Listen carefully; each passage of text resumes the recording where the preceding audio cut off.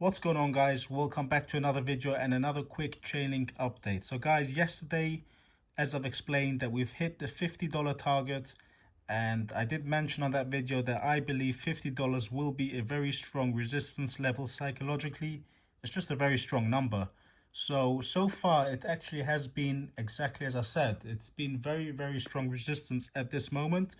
Now, of course, we did have a tiny little spike above $50 to like $51, but literally for just a few minutes. So yes, $50 definitely held us down.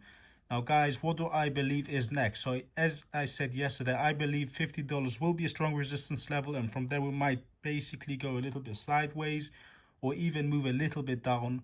And so far that is playing out. Now, guys, I did manage to draw on the 4-hour chart a little triangle here, so we could potentially wait for a breakout of this triangle.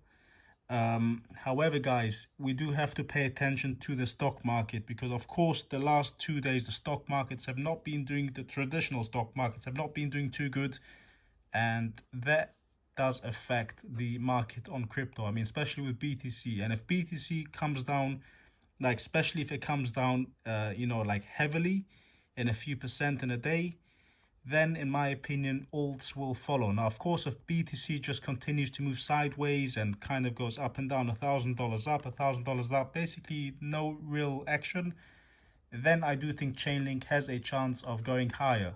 But first of all, what I do want to see is the $50 target to be broken, and I do believe it will happen eventually. However, guys, I don't think it will happen overnight, just one day or so, because I think Chainlink has been pumping really nice yesterday. So I do think a breather is needed before it takes its next leg up. But I do believe sometime this summer it will happen. So, you guys, you got to be patient. I mean, especially when Chainlink was around $20, $10. I've been telling people to look into Chainlink, and many people said, listen, Chainlink is like barely moving. All these other coins are moving up by 10% a day, and Chainlink goes up 1%, 2%, nothing really there. Guys, when Chainlink moves, it does move. I mean, you guys saw it yesterday and, and other times before. So I am expecting Chainlink potentially to break above $50. Guys, this is not advice. I wouldn't tell you to go and buy Chainlink right now at those levels. I mean, you do you, don't get me wrong. But personally, me, I'm not buying Chainlink at these levels. I'm holding Chainlink because I bought them basically in way lower levels. So I'm not worried, but this is not advice. So far, actually today, we did have a little dump here in the last 2-3 hours, because the stock market literally opened an hour ago and opened up quite bad in a bed. I mean, this is like traditional stocks. You can see this is Palantir, for example, another share that I'm really bullish on for the long term, guys, not short term.